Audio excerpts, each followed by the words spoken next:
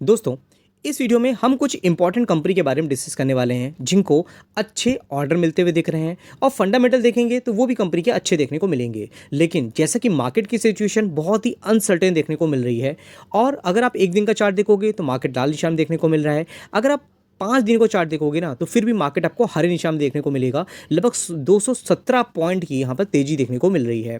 ये तो था हमारी मार्केट के बारे में। अब देखिए बहुत चीज़ें होती हैं जो हमें देखनी होती हैं। जैसे आप देखोगे तो यहाँ पर फॉरेन इंस्टीट्यूशन की तो सेलिंग देखने को मिल रही है, वहीं लगातार डोमेस्टिक इंस्टीट्यूशन तरफ से माल उठाया जा रहा है और जिस तरह से इंडियन मार्केट में बहुत ज़्यादा नज़र रखी जा रही है और प्रेशर क्रिएट किया जा रहा है। अगर आप देखोगे डोमेस्टिक लेवल पे इंडिया में कोई प्रॉब्लम देखने को नहीं मिल रही है, सब कुछ अच्छा है, हरा भरा है। हम कोई वॉर में नहीं है। हम अगर ऐसा ना करें कि किसी तरह का डिस्प्यूट हो, इंटरनल डिस्प्यूट हो, कोई न्यूज़ देखने को नहीं मिल रही है। लेकिन क्या है, जिस तरह से यूएस में ट्रंप की तरफ से अनसर्टेन यहाँ पर प्रतिक्रियाएं देखने को मिल रही हैं टैरिफ को लेकर के। कभी टैरिफ लगता है, फिर वापस आने से न्यूज़ देखने मिल जाती है, कभी बहुत ज़्यादा लीनियंट हो जाते हैं, स्टेटमेंट आ जाती है, बाद में फिर से टैरिफ से रिलेटेड न्यूज़ आ जाती है। तो ये 50% 100% टैरिफ की जहाँ बात होगी ना तो कहीं ना कहीं ग्लोबल मार्केट में तो निगेटिव सेंटिमेंट्स आएगा। लेकिन उनका टारगेट क्या है? उनका टारगेट दोस्तों है कि इंडियन मार्केट में इतनी ज़्यादा अनसर्टेनिटी क्रिएट की जाए तो जो बाहर के इन्वेस्टर होते हैं वो इन्वेस्टमेंट करने से पहले 10 बार सोचें। और ऐसा वो सोचेंगे तो कहीं ना कहीं इंडियन मार्केट में पैसा नहीं आएगा और मार्केट में थोड़ा प्रेशर क्रिएट हो जाएगा। अगर आप देखोगे, can the UN not to impose tariff on India and China as Trump want. जैसा कि ट्रम्प अपना तो खुद को टैरिफ लगाने के लिए बात कर ही रहे हैं, साथ में यू जो कंट्रीज़ हैं उनसे बोल रहे हैं, नाटो से जो पार्ट हैं उनको भी बोलते हुए देख रहे हैं। तो कहीं ना कहीं ईयू तो इनकी बातों में आने वाला नहीं है, क्योंकि ऑलरेडी वो भी रशिया से ऑयल लेता है और साथ ही साथ इंडिया से भी कहीं ना कहीं सामान एक्सपोर्ट किया जाता है ईयू में। तो कहीं ना कहीं जो चीज़ें होती हैं एक दूसरे से लिंक होती हैं।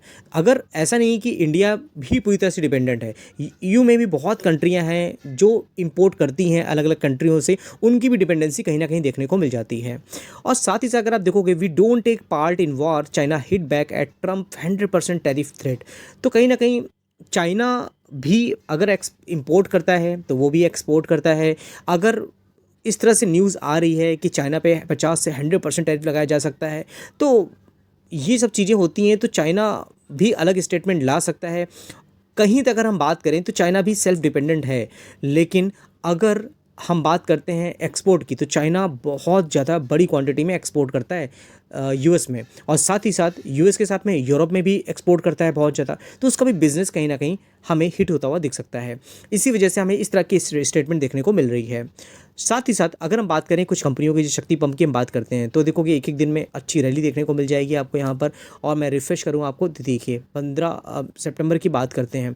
वैसे तो ये कंपनी अगर बिजनेस वाइज देखोगे तो अभी के टाइम पे काफ़ी करेक्शन देखने को मिल रहा है 30% तक का, लेकिन ओवरऑल चार्ट देखते हैं तो कंपनी काफ़ी अच्छे रिटर्न बना के बैठी हुई है। अब मैं कोई ऐसा रिकमेंडेशन आपको नहीं दे रहा हूँ। अगर कंपनी का न्यूज़ देखोगे तो इसको लगभग 374 करोड़ का ऑर्डर मिला है of grid solar water pump का। अब लगातार इस कंपनी को पिछले साल की बात करोगे तो ऑर्डर मिलते हुए दिखे हैं, अलग अलग स्टेट से ऑर्डर मिलते हुए दिख रहे हैं। तो ग्रोथ लगातार होती है, मार्केट में भी गिरावट है, तो कहीं ना कहीं जो अच्छी अच्छी न्यूज़ भी होती है वो दब जाती है। लेकिन अगर आपने इस कंपनी को लेकर रखा है तो कहीं ना कहीं बहुत ही बढ़िया सोना है ये। जब गिरावट हो कहीं ना कहीं ऐसा लेना चाहिए, क्योंकि आगे चल के सोने के जैसे दाम बढ़ते हैं वैसे ये कंपनियां भी अपने दाम बढ़ाती रहती हैं।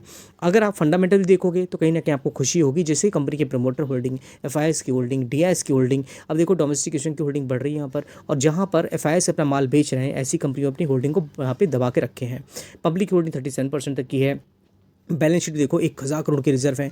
बोरिंग लगभग 168 है, ना ही बराबर है। कंपनी की सेल्स ग्रोथ पहले सिर्फ 292 करोड़ की थी जो कि 2500 करोड़ चली गई। नेट प्रॉफिट भी 400 करोड़ तक का देखने को मिल रहा है यहाँ पर। और देखिए कंपनी मैन्युफैक्चर करती है, सोलर पंप होते हैं, अलग अलग काइंड के यहाँ पर जो वाटर पंपिंग सॉल्यूशन है वो कंपनी प्रोवाइड कराती है।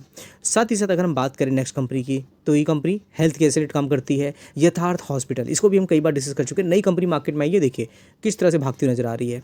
और ये कंपनी पहले छोटी थी, अभी देखो 7000 करोड़ की मार्केट कैपिटलाइजेशन होगी। अभी कंपनी लगातार अपने बिजनेस को बढ़ा रही है। अब देखो Yatharth hospital expand footprint with 260 crore acquisition in Agra. तो कहीं ना कहीं ग्रेटर नोएडा में, यूपी में बात करते हैं, उनकी अच्छी यहाँ पे हॉस्पिटल्स थे। अब ये लोग आगरा में भी अपने बिजनेस को आगे बढ़ा रहे हैं।